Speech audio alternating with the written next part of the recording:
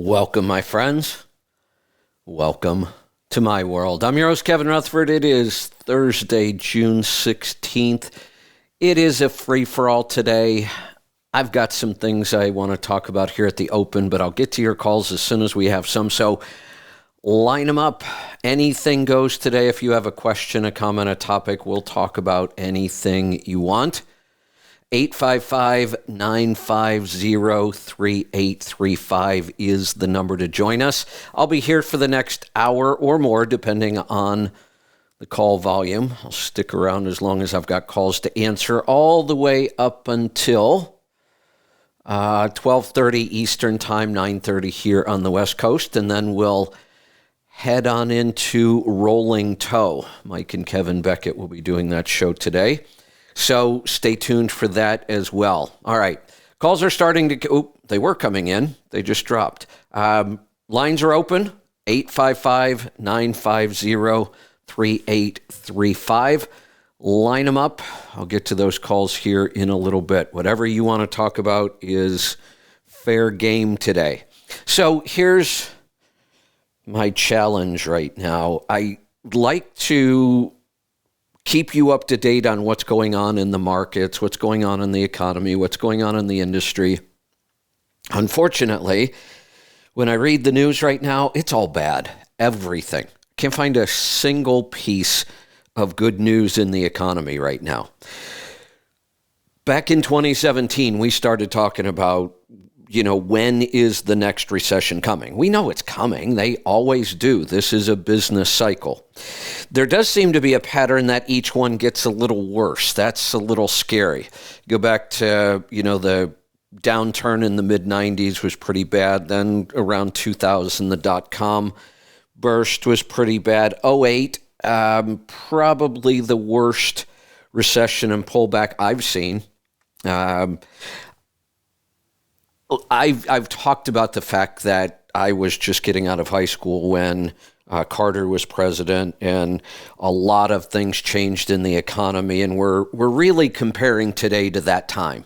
We're actually breaking some records that were set back then. The economy was so bad in the early 80s. So I think we're probably heading for something like that. Now, I didn't understand the economy back then. I really didn't understand politics. I do remember it was a pretty bad time. Mortgage rates at 15%, CDs at 10%. We're probably heading back to that. It's the best predictor we have, what happened back in the early 80s. The good news is when we came out of that bad economy and Reagan was president, we had some of our best times in the country for a very, very long time. We were prosperous.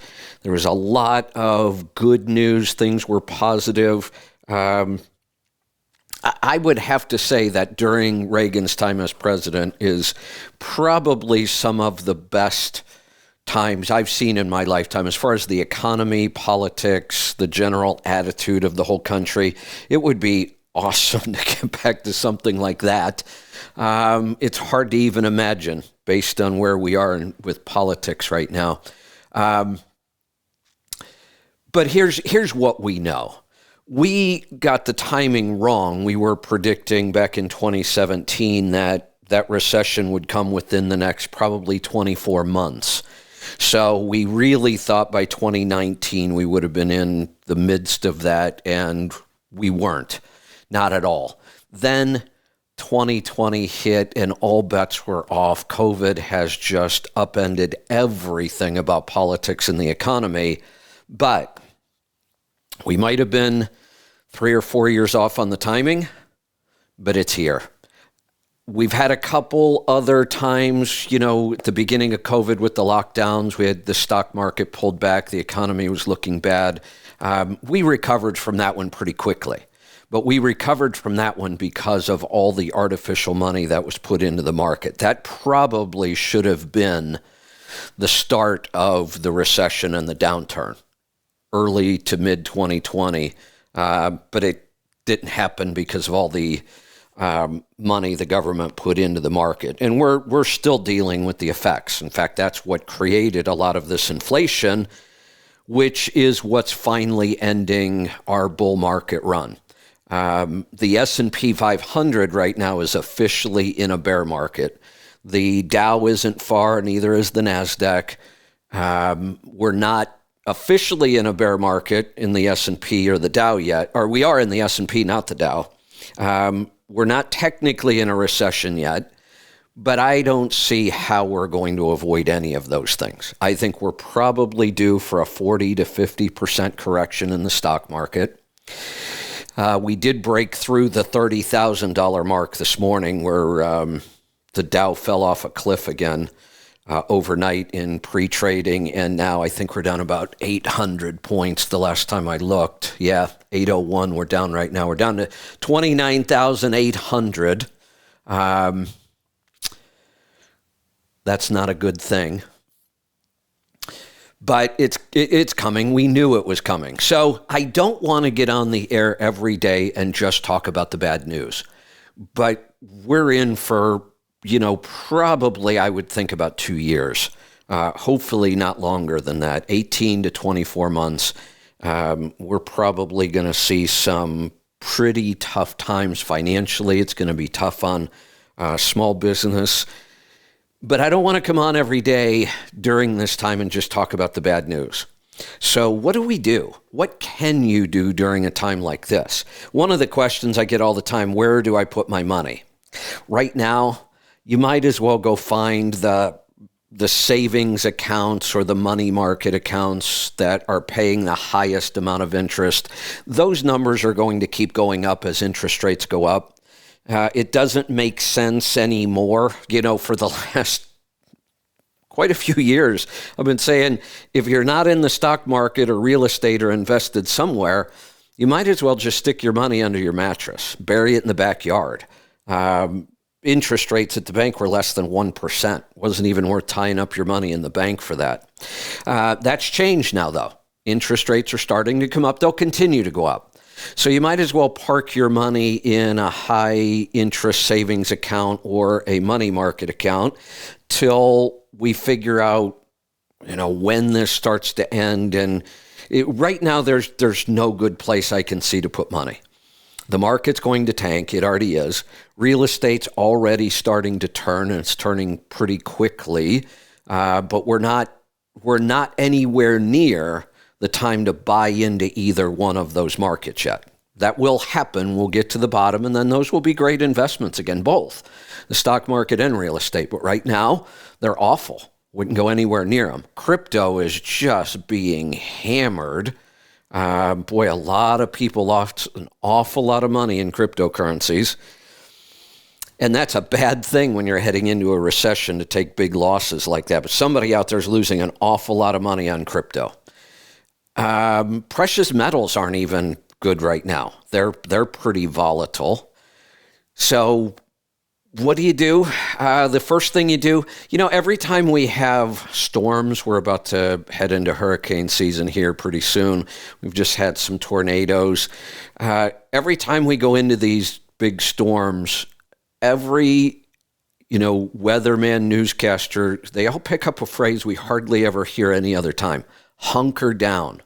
They all start saying that all at the same time when storms start coming. That's good advice for what you should be doing in your financial life right now. It's time to hunker down. It's time to play defense. It's not time to go chasing money and chasing opportunities and taking risks. Now is the time to get really, really safe and conservative with your money.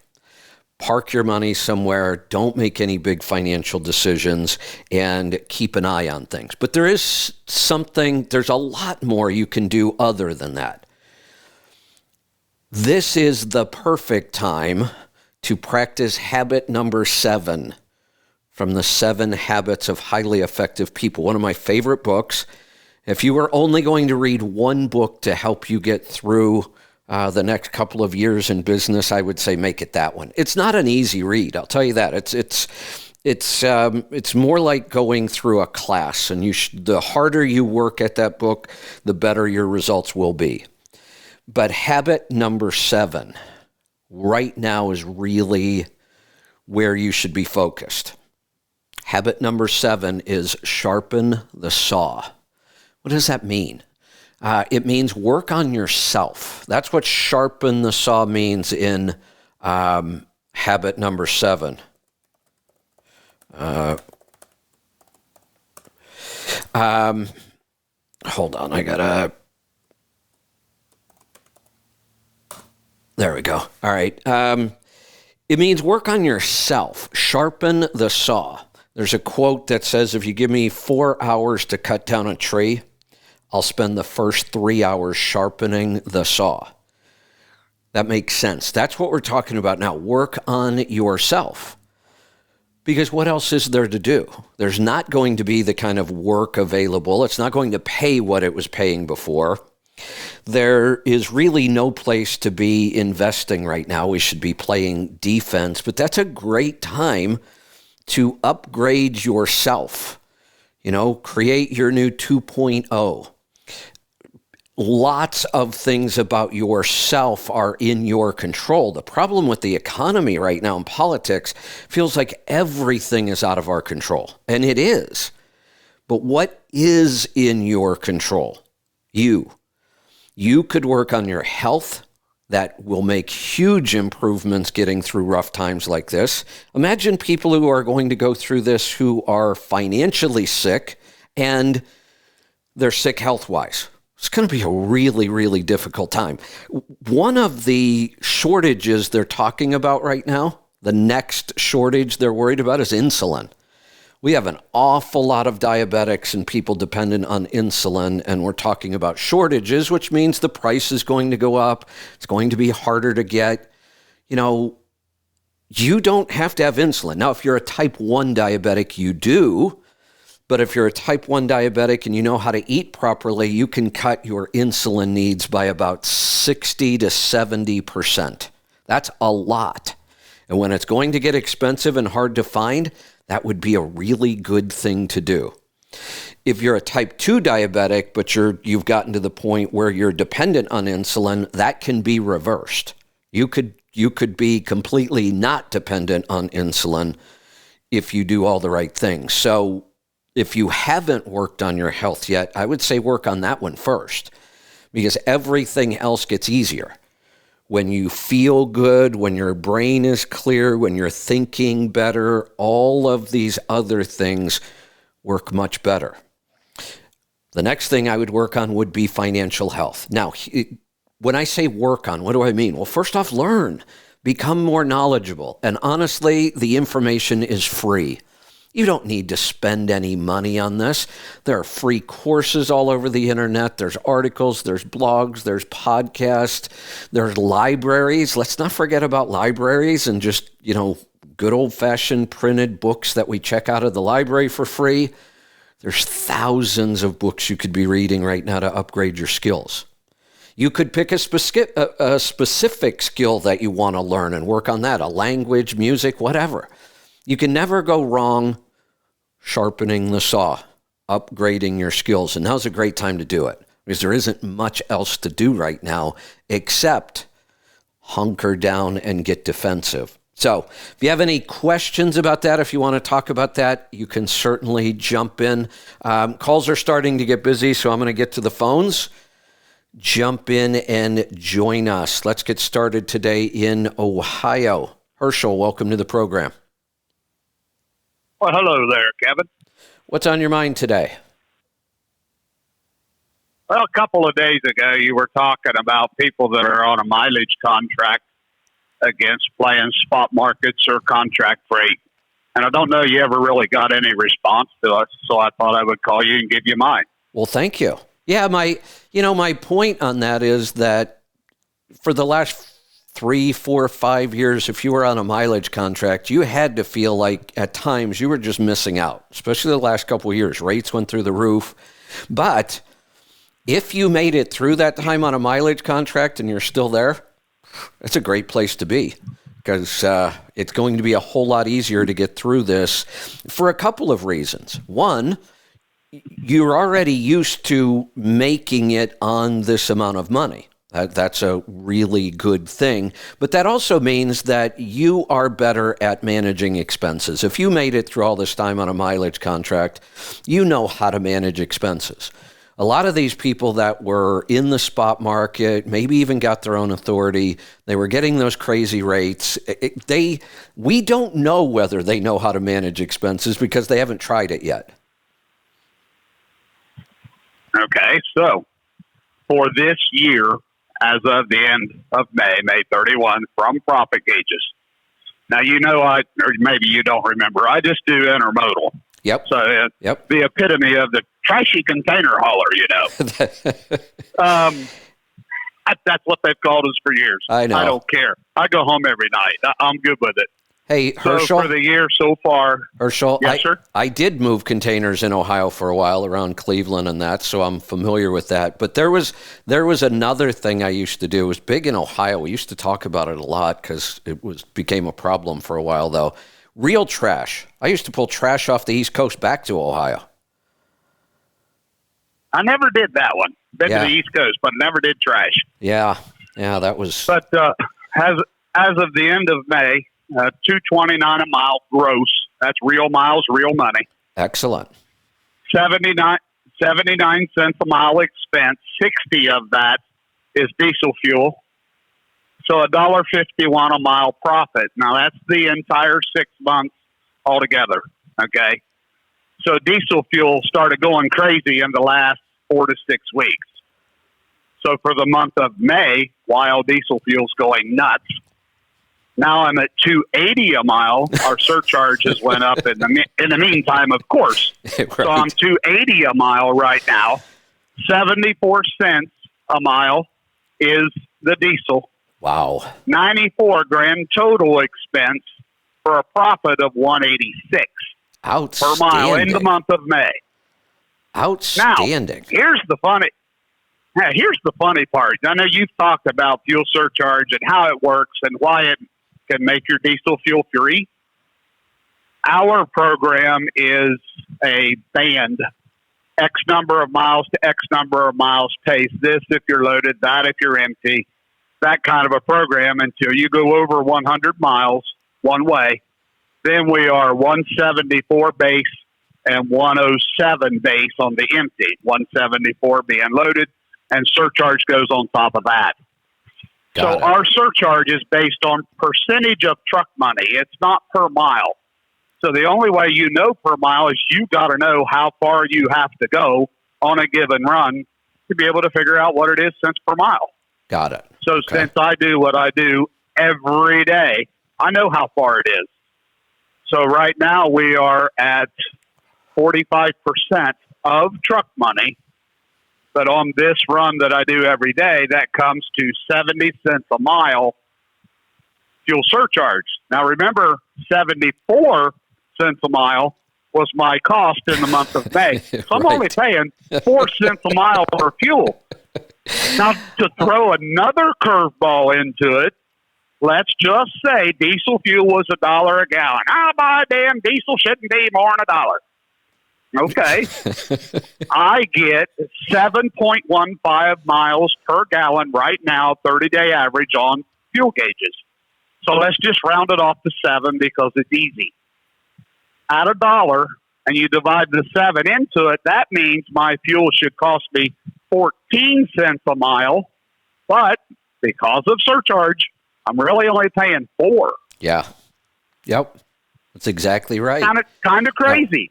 Now, kind of crazy. It is crazy, but here's what I love about this. We have real numbers. You know what you're looking at. It's easy to look into the future for you and say, based on the numbers you just gave me, I can't imagine being in a much better position going into what we're going into right now. Your numbers were really good for a mileage contract, and they're not going to change all that much. The work might slow down a little bit. Expenses are going up, but you don't have a lot of expenses to worry about. Fuel, the more it goes up, the better you do. So we're not really concerned about fuel price in your operation. Maintenance cost, yours must be pretty low. You're running fairly local. It's not that big of a deal. 11 cents right now. That's insane. It's so low. So you are in such a good position to go into this. This is why I want to talk about these numbers, so people start to see where do you want to be going into this. And I can't imagine being in a much better position. The only other position that would be better is somebody who just took total advantage of those high rates, watched their expenses really closely, and just socked away a bunch of money. Now, honestly, if I was in that position, I might be out looking for a mileage contract somewhere right now. Like, hunker down, play defense, make sure that when you do run, you're making a reasonable amount of money. But I think based on your numbers, one, you know them, you know what you're dealing with, and I just don't see you really getting hit all that hard during this. So you talk about relationships all the time. And, of course, I forget the guy's name that did the negotiation training. George. Something, Gallimore. Maybe? Yeah, George. So I told you that we have a loaded rate and an empty rate. Well, what I do is a loaded container down, drop it off, bring an empty container back, or you bring a loaded container back with racks for more car parts to go on. Yep. So I've been working on my terminal manager, and I finally convinced her, because there's extra work with these 20-foot containers. You got to put chains on them to slide them out. Oh, that's such a pain, but it's worth it. Right. So I have convinced her that I need load rate because of the extra work, and she actually has me do inventory at the customer.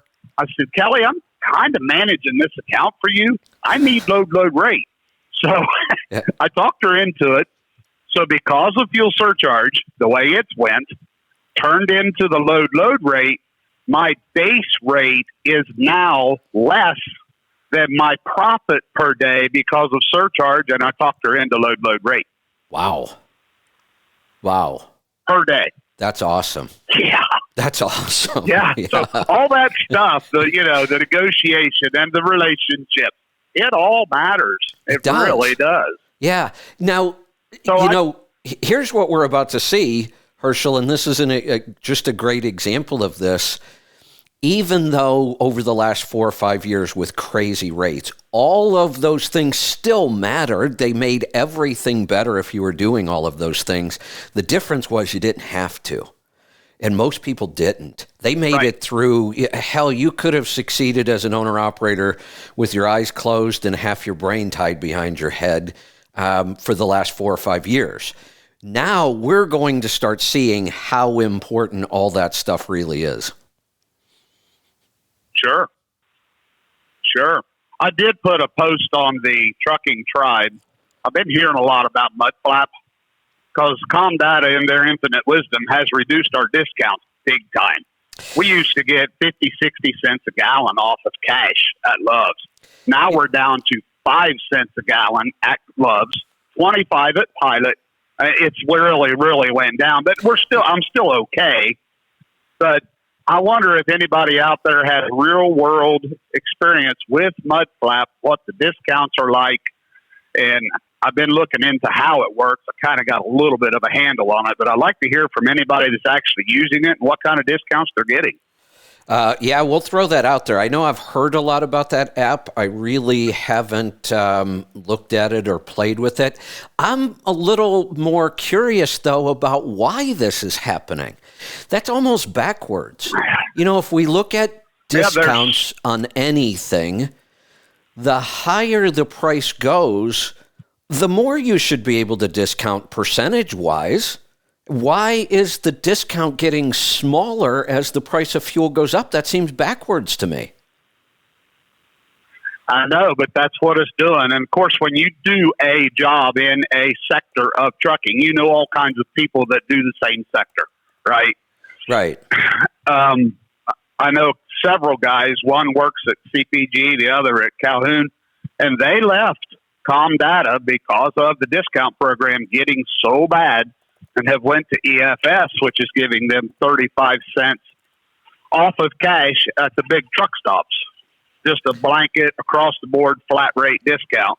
So obviously I'm trying to talk these guys into looking into it, but we'll see where that goes. Yeah, something So seems it's not odd just about us, that. it's across the board. About that, that whole situation with the discount. That seems odd right now. But again, the good news is it really doesn't matter. Your numbers are so solid. You've just put yourself in a really good position to get through this. Thanks for your teaching. CMC, a big help too. Excellent. Good to hear it. Hey, Herschel, thanks for the feedback. You're right. I thought I was going to get a ton of calls from people who are on a mileage contract who can now feel good again. I get it why they were quiet for the last 4 or 5 years. I want to hear from them. If you got through that on a mileage contract, pat yourself on the back. I think you've put yourself in a good position right now. Let's go to Ohio. Paul, welcome to the program. Hey, Kevin. Thanks for taking my call. I'm with the previous caller. I'm on a mileage contract. Excellent. For a lease purchase, and I tried talking to you Monday, but just didn't make it in time. I was just hoping you could go over my numbers with me and try to make me feel better. I think I'm all right. But yeah. Let's jump into them. What do you got? So far for the full year, my revenue is $1.93 a mile. My expenses are pretty up there from maintenance. I carried over at $1.12, and I'm profiting 81 cents a mile. And the operation I'm in is I'm power only, and I'm in a lease purchase, and the lease purchase will be done in 3 months. So I'll be counting on that extra in my pocket to help it out. Hey, Paul, before we jump into the numbers, how much is owed on the lease purchase so that you would own the truck? How much would you have to pay them if you wanted to do it today? $3,750. 3,700 or 37,000? 3,700. Excellent. Do you have 3,700 in cash laying around? I do, but I'd rather not get rid of it at this point. You know what I mean? Yeah, but I want you to think about something. I can understand why, and I'm telling people hold on to cash, don't make any big financial decisions. But here's the thing. You want that truck, don't you? Yes. So one of the things I'm worried about right now, trucking companies are getting bought. I just saw Pam bought a trucking company, first time in like 20 years for them to buy anybody. That was unusual. Trucking companies are going out of business. I would be more worried about making sure I got that title than I would be about the 3,700 in cash. You're going to spend the 3,700 either way to get this truck. You can't avoid spending it. And all we're talking about is 3 months difference. The upside is if you buy it today, it's yours. We take away all the risk. The downside, I really don't see any. Sure, you had to spend the $3,750, but you got to spend it anyway. It's not like we're spending money you weren't going to spend. The downside to not buying it now, what if you lost this truck? Yeah. Yeah. Well,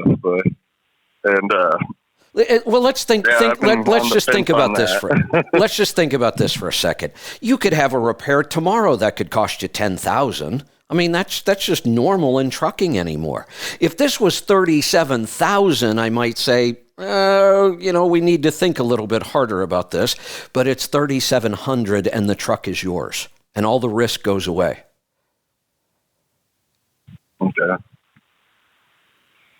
And the operation I'm in, we're power only, so I pick up brand new trailers, and if it's a reefer van that's a load out, we get loads on it. But lately I've been pulling nothing but empty grain trailers and getting good fuel mileage, and I'm banking on that fuel surcharge because I get 100% of it.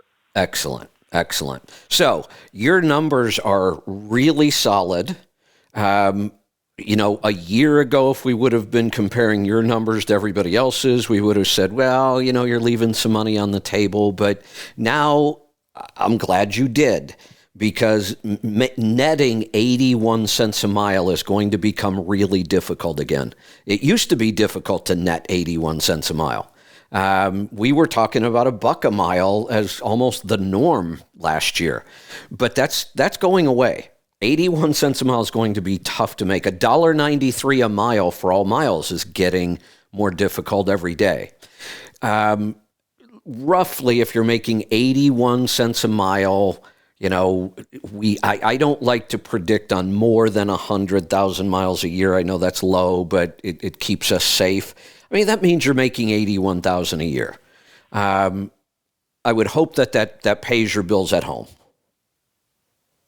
Oh, definitely. Okay. Then you're in good shape. I mean, I don't see your numbers changing much. That's why I want to hear from people who made it through all this time. Because if you have, and you've got your numbers, you and Herschel both have numbers, you guys are in great positions right now. And I'm dwindling down the maintenance cost, because from last summer till now, I've gotten a 1-box, drive tires, clutch, radiator. Holy cow. I've pretty already been hit, so. Yeah, and again, that's good news when you know that. Your numbers were a little, rough for a while, but those are all big ticket items that last years. So your maintenance cost will start to come down. That's good news. You're covered on your fuel surcharge. I think that, again, you are in a good position to get through this. Don't do anything crazy. Keep doing what you're doing. Manage your costs like you're already doing. Know your numbers. You already do. It'll get, a little rough. Things will slow down a little bit. But for the most part, I think you can kind of sit back, know that you're going to make this through this, and keep an eye out for opportunities. And a big part that makes me feel good is the company I'm with. It's a small farmer guy-owned company. He's 10 miles from my house. Discounted shop rate. Excellent. Everything's just convenient. Yeah, so excellent. I appreciate your time, and I feel better. So thank you, Kevin. Yeah, you're welcome. See, numbers. It's all about the numbers. There's 2 callers. They have their numbers so we can see what's going on, and you feel better when you know. But there's something else here. We had 2 callers. They both know their numbers, and they're both in really good places. That's not a coincidence. They're in a good place because they know their numbers, and they're running this like a business. Let's go to Nevada. Vic and Sarah, welcome. Hey, Kevin. I was just wondering if you saw the post I tagged you in with the death issue. I did, and I'm already I saw several posts on social media. People are just saying, oh, it's easy to delete your DEF system. Just delete it and don't worry about it. That's a bad idea, but I don't know what's going to happen with this. That's not a good sign. Shortages again. Well, how about that for change of voice? Anyway, I was thinking, just like what you've done with us over the years, and, be proactive instead of reactive. Do we buy another, first habit, I guess. Do we buy another truck? And I just wanted to see what your take on this was. Because obviously if that happens, we're in way bigger problems. It's a good way to be thinking. Should I buy another truck? It's not time to act on that yet, but it's definitely time to think about that. We might get to a situation where you do go out and you buy $15,000, $20,000, $25,000 older trucks that don't need DEF, and you run it till we get through this and you sell it. And you guys have, I know you have, because I know your numbers. You're in a position you could do that. A lot of people won't be. They won't be able to go out, and so they will be resorting to deleting, which is going to cause more problems down the road. But no, your thinking is correct. We should be watching for things like that. Is that even fathomable? Is that possible? I know we had the formula shortage, and now women's hygiene and stuff like that. But we also know that this guy never sees anything coming. This administration never sees anything coming. So, man, I couldn't believe that. But so, yeah, you think that could possibly even happen, though? Yes. I would not be. Okay. Let's think about this. Baby formula. And by the way, there's news on the baby formula factory, the one that started all this because they got shut down by the FDA for killing babies with bacteria. They're shut down again. They restarted production, and now they are flooded. Their building got flooded, so they had to stop production again to clean up. They say it will be weeks. I just, so yeah, I'm not surprised about anything. I've heard that diesel fuel is getting harder and harder to find. We see that the discounts are coming down. I mean, none of this stuff makes sense. So I would not say, we'll never run out of DEF. We may not run out, but if it gets harder and harder to get, what are you going to do? I mean, you have to have some sort of a plan. I guess deleting your DEF system is a plan. I don't like that one. I think it's a really bad idea. But I think the idea of thinking about another truck and watching the market. Every time you've got an hour or two here or there, you go into the truck paper and, you look around, what are prices, what's available. You just keep an eye on it so that if this does happen, and I think it's going to happen pretty quick if it does, you've got a plan. Yeah. And you go out, you buy a truck that doesn't need DEF, you keep making money, and then later on you sell it again. It's not that big of a deal, really, if you plan for it. What's kind of funny is I ran this by Jim. Obviously Jim does all of our work now. And so I told him, I go, hey, look for a truck for me. And I give him just like a salesman commission. So he's shooting me over all these things. And I go, you know what? Before I do this, I want to get Kevin's opinion on this. But both of our thinking was the same as yours. So, well, I guess yours, the same as yours, is because we listen to you and we rely on your opinion. So, all righty. I will act accordingly, and I thank you for your opinion on that. You're welcome. Yeah, those are the kind of things that we should be looking at. It sounds extreme. It's really not, though. And when we're in extreme conditions, sometimes takes extreme actions. So there's nothing wrong with thinking that way right now, and it may come down to that. We may be buying other trucks because of part shortages. What are you going to do if you can't get that Freightliner CPC module that everybody seems to be stealing? We posted a company that may be able to repair those. That may be an option. Those are the kind of things that I really try to keep my eyes out for, and I appreciate when I get feedback from other people to help out with that. Those are the kind of things that as a group, as a tribe, if we work on together and help each other, we'll get through this a whole lot better. Let's go to Florida this time. Matt, welcome to the program. Good morning, Kevin. What's on your mind today? I'll start with several comments here. Herschel asking about Mudflap. Yeah. Different fuel discount programs. Yeah. I don't have any personal experience with Mudflap, but I do know several people that have used it. I'm most familiar with NASIC. That's what I use. And as prices are rising, the discount programs are not as good. The wholesale price, like I just got my notice from NASDAQ, is going up 12 cents at midnight tonight. The price at the pump probably isn't going up 12 cents tonight. It might go up, a nickel tomorrow and a nickel the next day, but it won't go up the full 12 cents. Yeah, and you're right. This is this is one of those things that can get really confusing, and then we could have cost plus discounts. And when prices are this volatile, they're up, they're down. Although lately it seems like they're up a lot more than they're ever down. But it is hard to kind of figure some of this stuff out. The down days. Yeah. Yeah. And these programs really shine when the price of oil is dropping. That's when you'll see $1 a gallon difference. Because the price of the pump drops very slowly, but the wholesale price adjusts every day.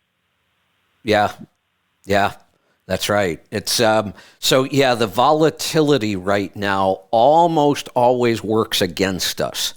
Volatility in fuel prices even hurts people that have strong fuel surcharges. If they're just borderline, if they're one of these trucks that's barely getting 6 miles to the gallon, that lag, the price goes up, then the fuel surcharge kicks in, but it may be a week before you actually start receiving that. And you would think, oh, it's a week, it's not that big of a deal. But there are owner-operators that can fall off the cliff in a week. Yeah, so basically, NASDAQ, there are days where the discount has been very small. Actually, I've seen NASDAQ's price actually be higher than the pump price.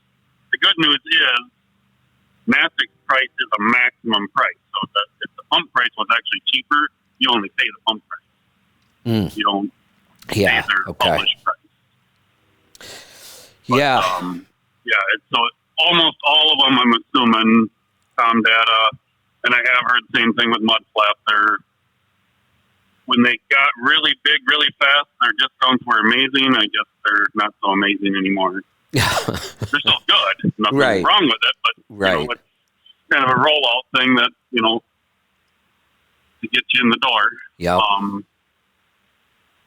A totally different idea for Vic and Sarah with the whole, because we're just talking about DEF here. Right. I know their operation, they own their own trailer.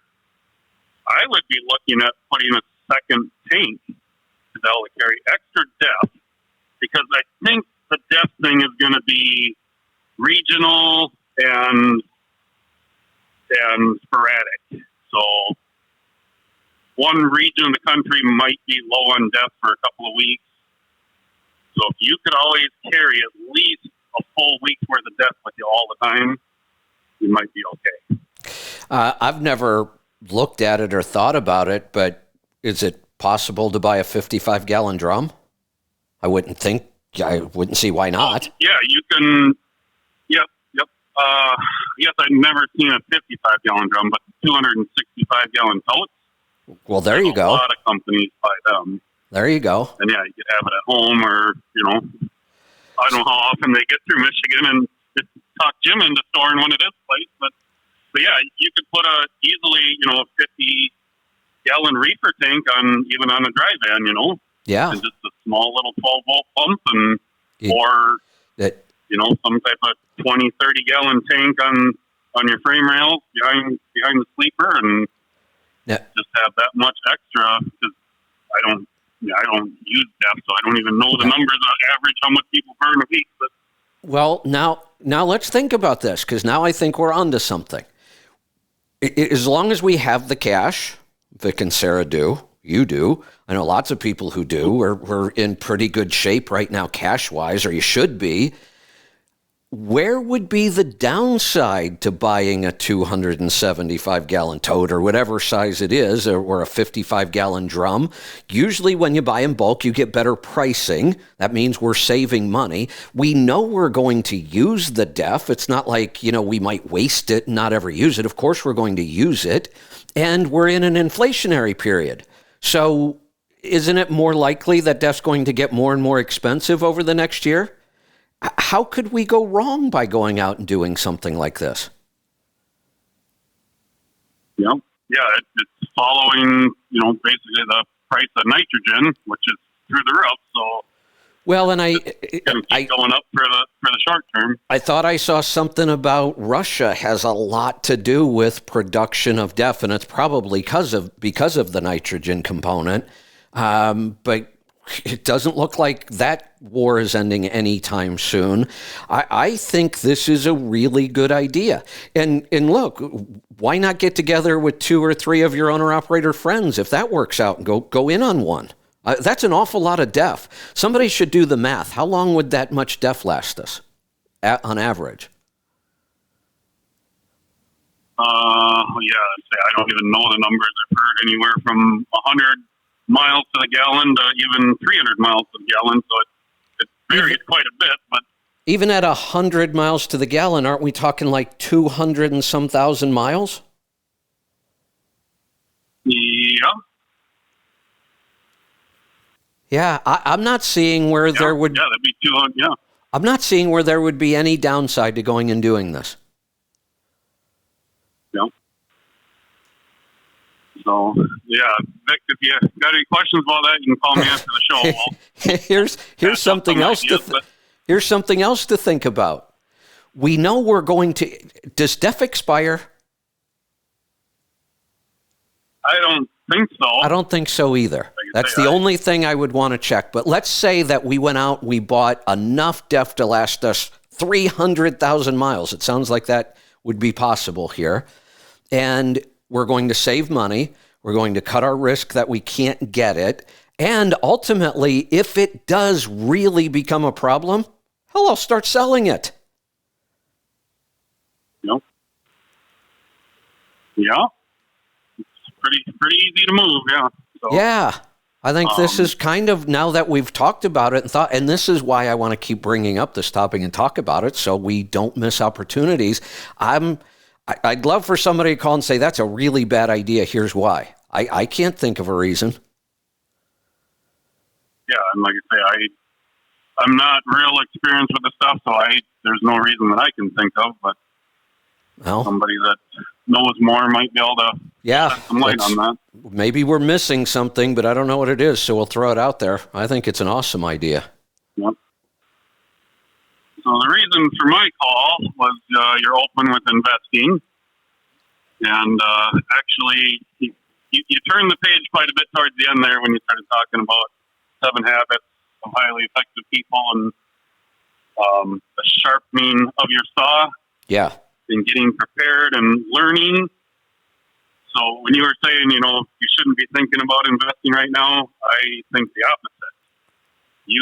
People that are not currently and, have little knowledge about it. Right now, you should be learning everything you can. Oh, that's a good point. Because the time to invest is coming up right soon. It is. Yeah, certainly within the next 18 months, probably shorter than that. So you're right. It may not be a time to be actively investing, but it's certainly a good time to learn about it. Yep. Yeah, you should be getting prepared and being ready to invest because that time is coming. And listening to Dave Ramsey, and, of course, he's getting all kinds of calls about this, and he's going off on these rants about people that say, I lost everything in the stock market. No. Very few people lose everything. You're right. You can lose a lot. Right. But very rarely does it actually go to zero. Right. And I'll just give my retirement numbers here just for a reference. I figure since the first of the year, I'm somewhere around $90,000 down, which is pretty gut-wrenching. Yeah. But I have stuck in $124,500 of my own money over my lifetime. Okay. And it is currently worth $200,000. Outstanding. So that $90,000 I've lost, I still have a $50,000 gain. Correct. So right. Technically, I haven't lost anything. I'm still up. Yeah, and had you stuck your money in a savings account during all that time, you'd have a lot less money right now. Yeah. So yeah, it's in just the S&P itself. Big downfall this week.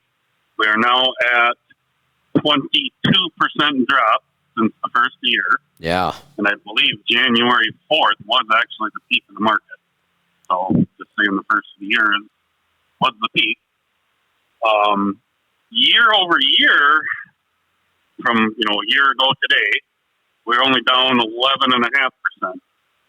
Okay, not awful. That's about typically what we gain most years. So, having an 11% down year about a year. Wouldn't be a big deal. I'm predicting we're probably going to see 30 to 40% in the S&P before this stops. Yep. But if we go back, because I wish they had a 2-year and a 3-year. The website I was looking at didn't. 5 years ago, we were still up 50%. Over 50%. It was 53 or 54. So. Yeah. I don't know where it's going. I'm not predicting that everything's okay, but everybody needs to calm down a little bit, and it's a normal cycle. The world is not coming to an end. Exactly. And when you've done the right things, these cycles are no big deal. My point, I've been trying since 2017 to get people to open their eyes and do the right things so they're prepared. And the good news was, because we were off 3 or 4 years on our timing, it just gave you that much more time to get prepared if that's what you were doing.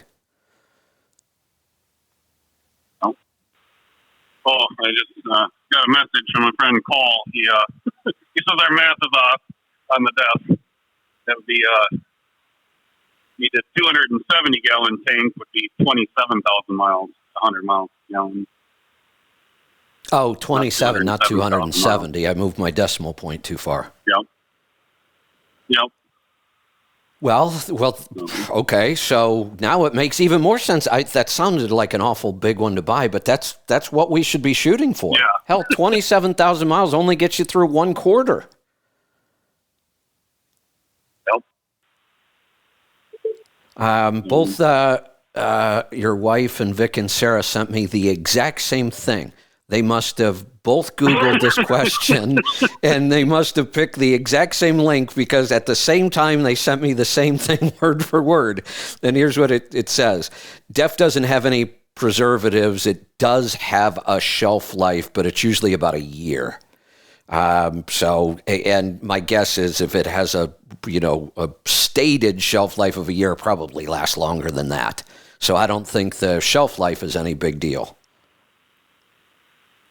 Yeah. So, one last thing about the investing side. So we're saying we're down 22% since the first year. Now, that's for people that have already invested, and I guess you could say they've lost that money, or they've lost the growth value.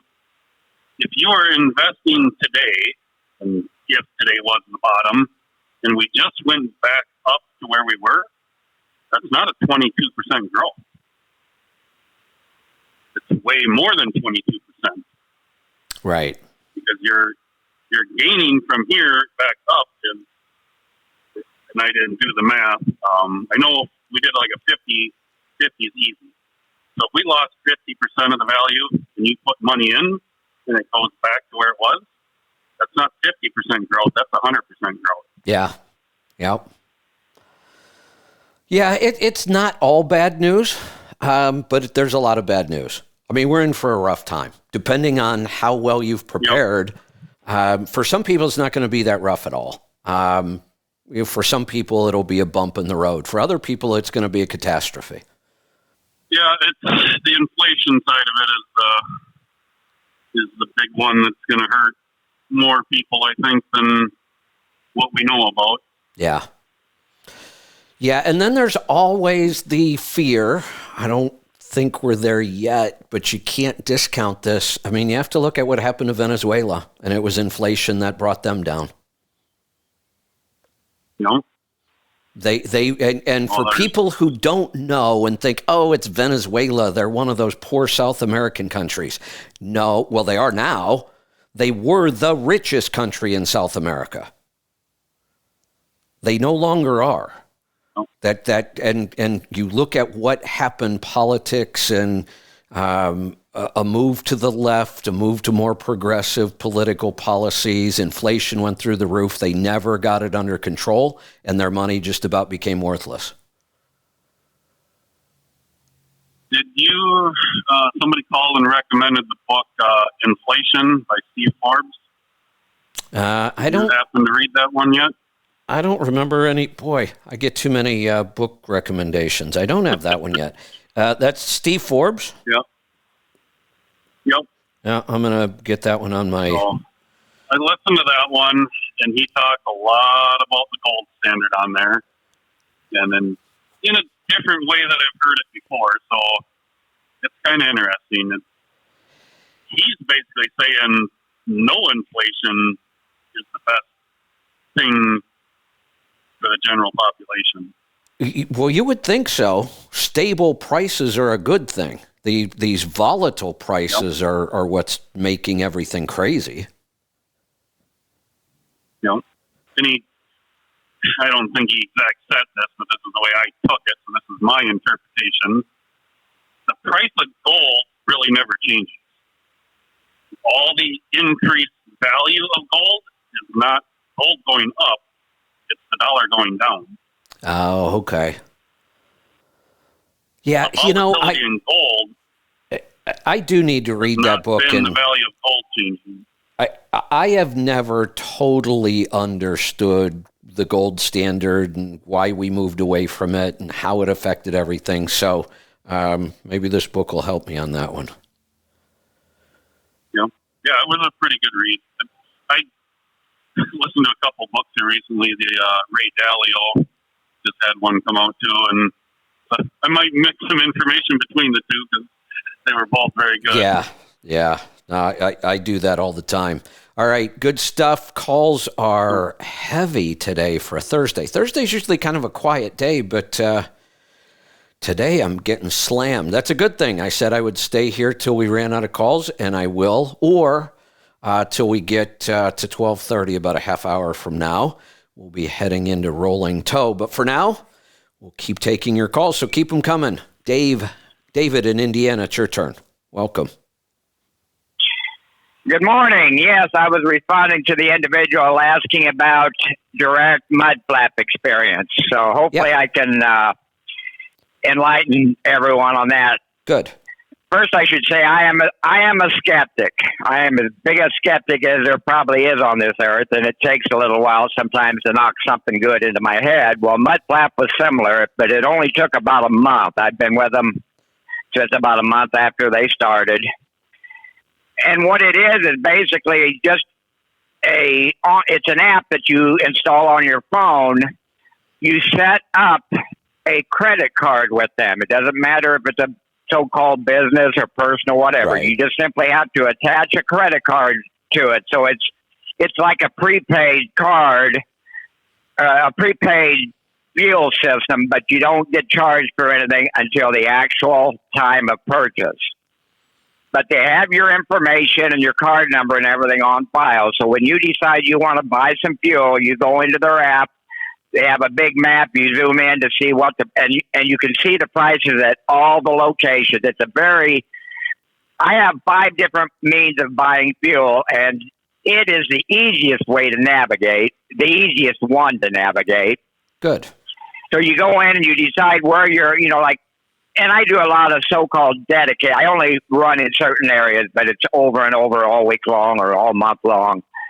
So I have a pretty good idea where the cheapest fuel is going to be, but I still have to go in there and look at it on a daily basis, and I determine if I'm going to use the Mud Flap app as compared to something else. And then if I pick a location, I tap on it, and then it has a little deal where you just take your finger and swipe it, and you're authorizing a purchase to be put on your credit card. It gives you an authorization number so that when you go into the fuel desk at that location, they see that number. They have a tablet. They go in there and they see that fuel has been authorized, and they turn your pump on. When you're done, you get a receipt just like anywhere else. And it's like any of them. they all have their limitations, and that's the way I look at it. I've had NASTIC from the day you started talking about them. It was just so happened that we were going to Louisville shortly after that, and we ran into their booth, so we started talking, and I got signed up. But nowadays, I very rarely use the NASTIC app because it turns out to be my cheapest. In the Midwest, the mud flap, okay, I run out of Kentucky. I live in Illinois, so a lot of my miles, 2/3 of my miles, is in Kentucky, Indiana, Illinois, right in that region. And that, luckily, is where mud flap is the strongest, because the Casey's network, which has been building a lot of locations with truck islands, they turn out to be some of the best locations. As an example, today in Illinois, the cheapest fuel on mud flap is $5.35. But if you get away from, say, the Midwest, like I run out to Oklahoma City usually about once a week, I don't even bother to look in the mud flap app because I know that I'm not going to get good pricing, or even going towards Denver. I don't even bother to look at it. Okay. That's the only time I use NASTIC. It's NASTIC to me right now is just a waste. But it does help because when I get out to Oklahoma City, I'll top off my tank there, and then I've got another 1,400 miles before I have to worry about fuel. So that allows me to get all the way back to Kentucky, get reloaded, and then determine. So the mud flap in the Midwest is probably the number one choice right now. Going down to Georgia or Florida, okay? But what I would recommend people to look into is it's a prepaid card called ES Advantage. It's Expeditors something. It's actually a trucking company that has opened up their fuel purchasing so that anybody that wants to get tied in with their system, massive discounts. Huh. Okay. And it's nationwide. Now, you initially get set up as a prepaid. That's the downside of it, because it takes 3 to 4 days, when you set up to have some money to put on the card. So you have to sort of be proactive and do it in advance. You have to halfway know how much fuel you're going to go through on a weekly basis, that type of thing. But after you use it a little bit, they have a system where you can go in there and apply for a line of credit, and then it's just like any other fuel card.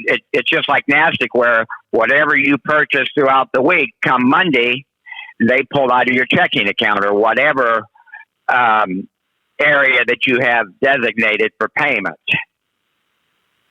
Got it. But as an example, I'm getting ready to pull into a Love's here in Indiana, and I'm paying $5.56. Okay. Now, without going, people would have to look and see. Right now in Indiana, it seems like the average price is almost $6. Right. So, 50 cents isn't as good as what we were accustomed to with NASTIC for so long. But as compared to NASTIC right now, it's major. Excellent. Yep. All right. So, Great stuff. Thanks for the feedback. Calls are heavy. I'm going to get to them. Let's go to Missouri. David, welcome to the program. Hi, thanks for taking my call. I sent you an oil sample, if you could peruse it real quick. All right, let's see. We're looking at a D13. What year? 12. Right at 1 million miles. That's with no in-frame, right? That's original mileage? Right. Well, I sent you a sample a while back, and you said that the bearings were going out, so I had those spun in, and then I've replaced the top end on it, new heads, injectors, all that stuff, full gear, that dampener, and a few other things. But, no, it hasn't had the cylinder kit on it. Okay. So it sounds like you got everything replaced except cylinder kits. Right. Okay. How is it using any oil? There was some stuff that Joe was promoting on it's an oil additive. It's ESS. It's an oil. I'm not sure what it's called. Anyway, I don't have a picture of it in front of me. But I put that in there with this last the oil change that I sampled on, and I started leaking oil outside of my on my blow by tube. That's the only time it's ever done it. And since I've changed the oil, I didn't put any of that in it. It's not leaking that oil out, so it's not getting blow by. That's interesting, and it's not burning any. Whole time. You're not adding oil. No, I'm not adding. During that course of that one, I did drop. I put one or two quarts in there that had come out. But other than that, and I haven't added any to this. Okay. I've got 5,000 miles on the truck already. Okay, so we're at 33,000 miles on the oil. When was you mentioned getting heads replaced? When was that? That was January of, let's see real quick here. Well, even if it was January of this year, that's all I need to know. It was the year before. Okay. The only thing I'm concerned about on this sample, and I'm shocked they don't flag it at this level because I think it's a problem, your silicon's at 13. We're getting dirt in this engine somewhere. So I would check air cleaner. I was running that intake. I was running that I had other filter, not a Fleet or a K&N? No, that wasn't a Fleet. K&M. I had that one in here, and I got it out. I'm a fan of K&N as a company. I've used their filters forever on off-road stuff. They're always oiled foam. I don't know why they chose to not do oiled foam for their truck filter, but this number is just too high. And that's what did it. I'm positive it was that air cleaner. You don't still have it in, do you? No, I took it out. Good. I did a oil sample prior, and it showed it was high. So I got rid. I used a different oil sample kit before That's with okay. another company and it showed that it was high. So I got it out. Okay. But, that concerns me. I think maybe I may have another spot that it's coming in at. Well, once it's in there, it's actually hard to get rid of. So I'm not too... Yeah, once it's in there, we have a hard time getting rid of it. That's why I asked when the head was replaced, because that can linger for a while. So I'm almost positive it was just the filter. I'd keep an eye on it, but I wouldn't worry about it. I think if you got that filter off, this number will keep coming down. That's really the only number I was concerned about. And that would create the high iron, the little bit of tin and lead we're seeing. Some of the wear metals are coming from the fact that we've got dirt in the engine. So I think you've got the problem taken care of, but I would keep an eye on that. Other than that, this is a good-looking sample. For a truck with 1 million miles, it's an excellent sample. I've got the iron. I'm using Pittsburgh Power's max mileage, so I'm not concerned about the iron. Well, I was more worried about the tin. Well, here's the thing, and here's why I mentioned the iron. I've looked at enough samples using catalyst that I kind of know what that number should be when you have the catalyst. Yours is even higher than that. Then we look and we see we have other wear metals and we have high silicon. So some of that iron is actually wear metals. It's not just the catalyst. But like I said, you found the problem, you corrected it, and I think as long as each sample comes back with lower silicon than the sample before, you're on the right track. Well, now I'm going to be out at Pittsburgh. If Leroy's going to tweak it for me again. So what about that Fleet air filter? Do you think that'd be better than what I'm getting through? Yes. The TAs and stuff. Yes. The Fleet air filter is far superior to paper filters. The K&N should be superior, except they decided to go with a dry foam, and I think dry foam is a bad idea, and we see it in oil samples. The Fleet air filter, because it's an oiled foam, gives us better airflow, which improves fuel economy and performance, and actually traps more dirt. So better flow and more protection, but it's because it's an oiled foam. Yeah. Okay, that's what I had it on my Ford truck, and I always did real well with it. I liked it, but yeah, it wasn't oiled, so this is for this truck, so that's kind of strange. Yeah, like I said, I don't know why K&N chose to go that route, but they did, and that's why we strictly recommend the Fleet air filter. Let's keep going. The calls are coming in hot and heavy. Let's go to Ohio. Carl, welcome to the program. Hi, Kevin. I got a question for you. My fiance's been watching the market and whatnot, and she's worried about our 401ks, and I told her I don't think it'd be much of a problem, but I figured, I'd talk to you and figure out, if there's anything I can do or just leave it like it is and, just try to weather the storm. Well, first question, how old are you? I am going to be 36 this year. And are you planning on trying to retire at 40?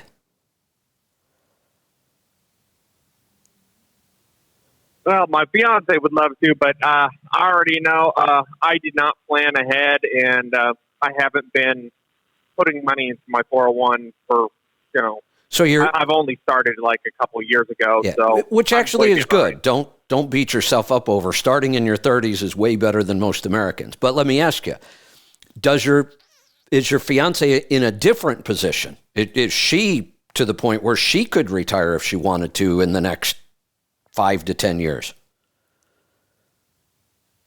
She's in a worse boat than I am. Oh, worse. Okay. Well, when you said she wanted to retire, I think we all do, but we have to be able to. And it doesn't sound like either one of you are in a position that you're retiring in the next 10 years. And if you're not retiring in the next 10 years, the best thing to do with your 401k, I wouldn't just ignore it. I would look at it. Do you know what you're invested in? Do you know what funds you're in?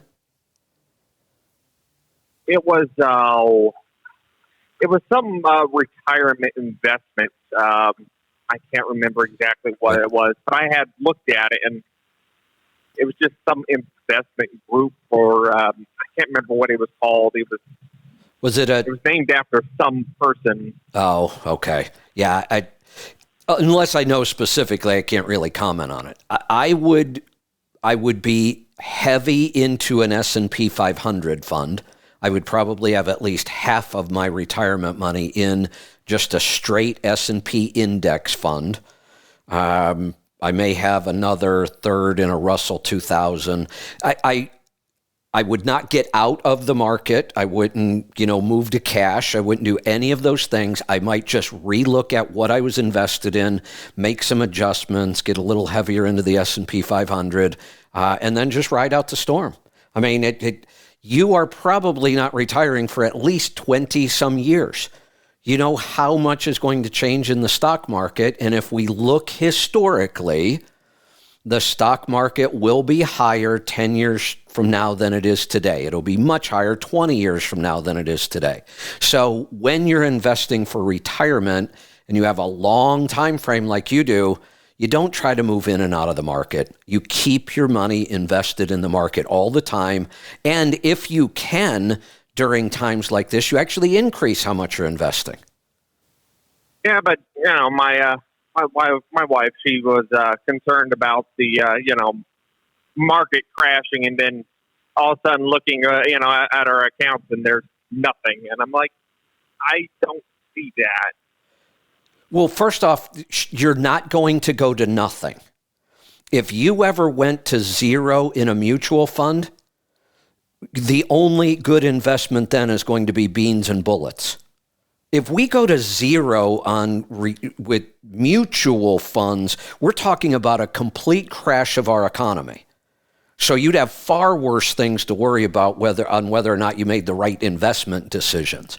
But and I understand her feeling. We all do this, but it's why I try to tell people trying to time the market is a really bad idea. Now, here's why we can't seem to get it out of our head.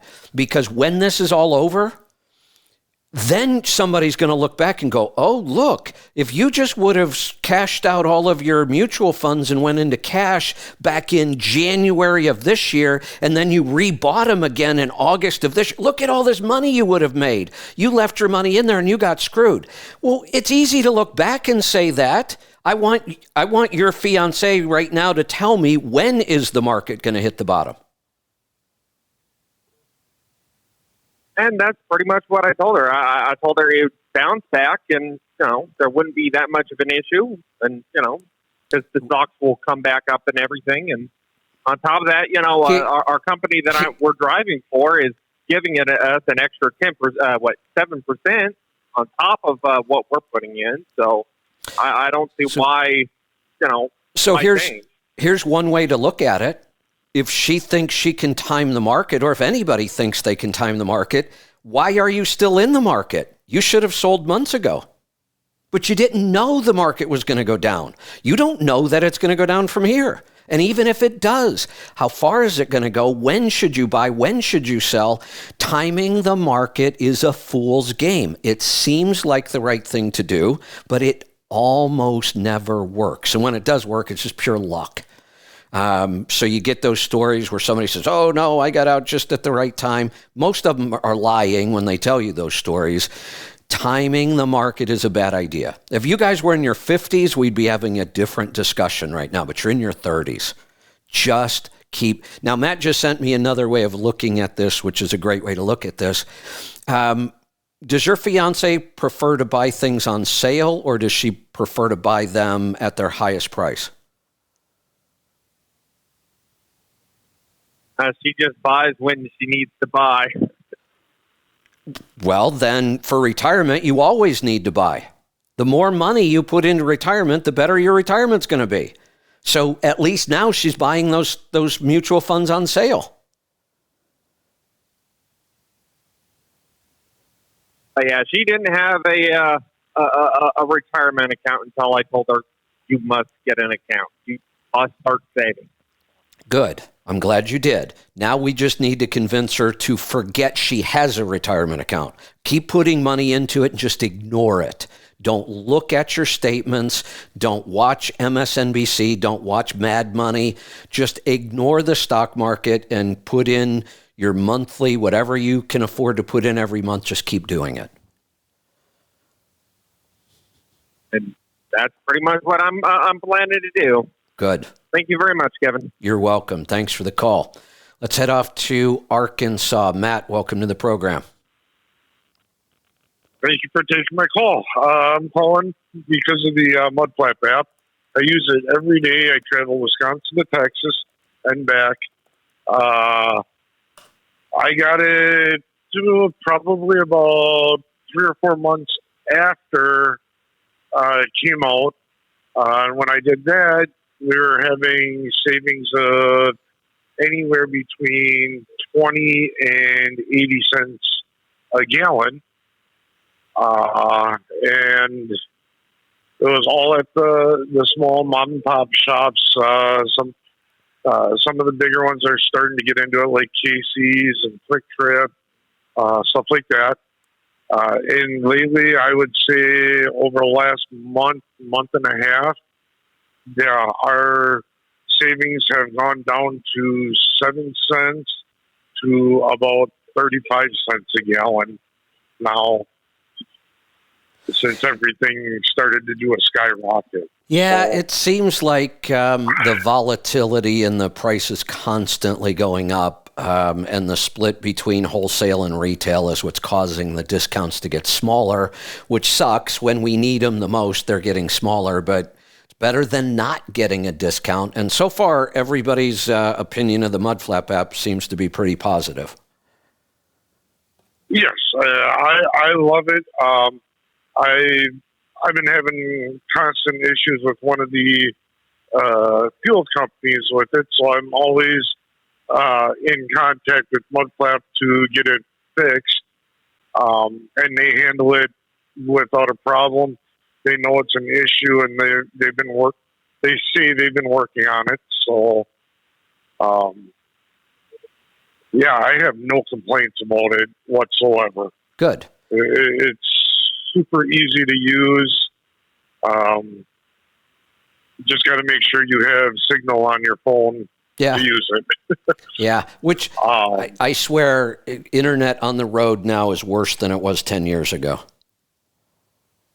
A lot of spots, yeah. And I take a lot of the back roads and everything, too, on my way down. And, yeah, all of a sudden you get a real good price and you go to swipe to get your fuel code and you don't have internet. So it's like, oh, that sucks. Yeah, I know. So, okay, well, excellent. I appreciate all the feedback on this. It sounds like Herschel should probably go download the Mudflap app and start playing with it. Let's head off to Texas. Fred, welcome to the program. Hey, Kevin. Good afternoon. What's on your mind today? Well, I just want to touch real quick on the fuel situation. I use NASDAQ and the Mudflap, and I bounce Mudflap off some of the same stations that NASDAQ, and random days Mudflap's the winner, most of the days NASDAQ's the winner. Hey, Fred. Fred? Yes, sir. You're confusing me this morning. You mean NASDAQ? NASDAQ. I'm sorry. I'm New York. I'm from New York. All right, take it easy now. you were convoluting the stock market with fuel prices, and I'm like, boy, I'm confused. Oh yeah, NASDAQ. That's right. NASDAQ. That's right. NASDAQ. There you go. Okay, there we go. Got my New York accent out of the way. That's right. I also you can save an extra 2 cents for the people out there with Mudflap if you link your checking account to it. Oh, now okay. I've had my checking account to it. I've had my checking account with it over a year. No issues, no problem. I have to pay for the fuel, so it comes out pretty much instantaneously, and they give you an additional 2 cents off of their discount. Awesome. So, I mean, 2 cents is 2 cents. $2 100 is a cup of coffee. You know, it's the little things that can really start to add up, and the only people who pay attention to little things are the people who have already taken care of all the big things. So once you take care of the big things, then it frees up your mind, and you can go look for those penny here, 2 cents there, and it makes a difference. Right. Now, another thing, speed, just for other people out there. I drive an old 379 Classic. I have a 12.7 Detroit that I put in here, and I was running between mid to high sixes with this truck. I was driving about 64 to 67. I dropped down to 60 miles an hour consciously. I am in the mid to high sevens some days with this truck. Awesome. Yeah. So one of the things we talk about, we've always used that number, slow down 1 mile per hour, you pick up 1/10 of a mile per gallon. Slow down 10 miles per hour, you pick up 1 full mile per gallon. It's like most numbers we use. They're averages. And I can even tell you which truck is probably going to do better when they slow down, and you are one of them. The worse your aerodynamics are, slowing down improves even more. So you have bad aerodynamics, you have an older truck as far as technology goes, and you are seeing an even bigger increase than what we talk about. You take some of these trucks like that, these guys that are out chasing fuel mileage and they're up in the 9s and 10s. When they slow down, it'll improve, but it won't improve as much as it does for you. No, they'll get your basic 10th per mile or less, similar to that. Yeah, sometimes those, right. If they're really aerodynamic and they've maxed out everything on fuel mileage, sometimes they'll only get about a 1/2 of a tenth per 1 mile per hour. Right. So what I really called for was the economy. Now, like politics, I've been diving deep into the economy, listening to a lot of business and talking heads and investors and speculators and everything else. And a lot of people are saying that we're pretty much at the start of a recession, which technically lasts about 16 to 18 months, from what statistics show us, okay? But I'm looking at the load board. I don't know if you have any background data on the loads per day in truck stop. Now, I'm only looking really at my lanes that I run. Freight hasn't really fallen off much. And I know trucking is a leading indicator on the economy and the strength of the economy. I know we're getting cracks in the rates, but I don't see a crack in the actual movement of the freight unless I'm just in a good lane. What is your opinion on that? Because I don't think we really hit a recession yet. Oh no, we haven't. We there are some official numbers we can look at that say when this happens, you're in a recession. Just like we can look at, when this happens, you're in a bear market. And right now, of the big indexes, only the S&P 500 has hit official bear market. The Dow isn't there yet. The NASDAQ isn't there yet. I know it's, what is it, 2 consistent quarters of negative GDP is a recession technically? They've got, and with the bear market, we have those metrics we use. But I think most people agree, whether we're there officially or not, we're there. I doubt that we're not going to go into a recession. I can't see anything that could happen that would stop us from going into a recession. The Fed waited too long to start raising rates. Now they have to raise them aggressively. They did a 75 basis points yesterday. We haven't done that since 1994. And if anybody was watching that press conference, he kind of blew past it pretty quickly, but he said, we will probably have to do this again next month. Now, we fully expect at least a half a basis point next month, but he said it may be another 75 basis points next month. That will crash the economy. It always does. When you have to start raising interest rates like this. And here's the problem. In order to get to equilibrium, we have to have the interest rate match the inflation rate. The inflation rate last month was 8.6%. So it's going to take them 2+ years to get to that. So we have to either hope that inflation rate starts coming down, or the Fed's going to have to get even more aggressive on raising their interest rates. And until we get to that point and they stop raising rates, it's hard to predict where we're going. So it's just a lot of volatility right now, and it's hard to predict. But I can't imagine there's anybody left that thinks there's going to be, any good news coming out of this anytime soon. Right. Well, I caught a segment this morning, or maybe it was yesterday afternoon.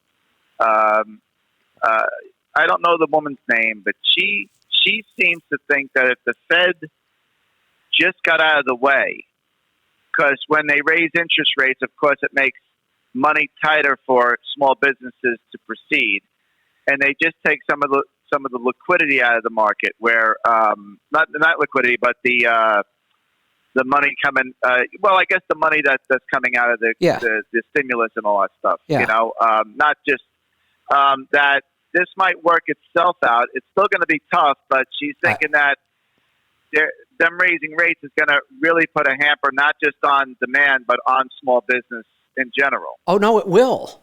But that's the point. Yeah. That's what you have to do to stop inflation. Who is this person? Because whoever she is, I want to make sure I never listen to her. Well, I might have misspoke some of her. What she said last night, the way she explained it made sense. It was late last night. It was a replay of one of the business shows.